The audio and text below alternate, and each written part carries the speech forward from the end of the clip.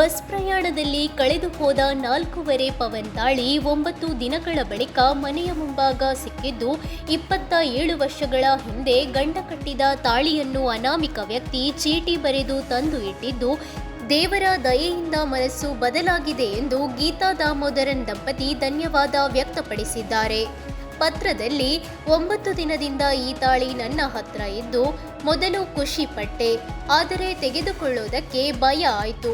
WhatsApp ಗ್ರೂಪ್ನಲ್ಲಿ message ನೋಡಿದಾಗ ಇದು ಗಂಡ ಕಟ್ಟಿದ ತಾಳಿ ಅಂತ ಗೊತ್ತಾಯಿತು. ಬೇರೆಯವರ ವಸ್ತು ಬೇಡ ಅಂತ ಅಂದುಕೊಂಡು ವಿಳಾಸ ಹುಡುಕಿ ತಂದಿಟ್ಟಿದ್ದೀನಿ. ನನ್ನ ಪರಿಚಯ ಬೇಡ. ಇಷ್ಟು ದಿನ ಇಟ್ಟುಕೊಂಡಿದ್ದಕ್ಕೆ ಕ್ಷಮಿಸಿ, ನೋವುಂಟು ಮಾಡಿದ್ದಕ್ಕೆ ಕ್ಷಮಿಸಿ ಎಂದು ಬರೆದಿದ್ದರು.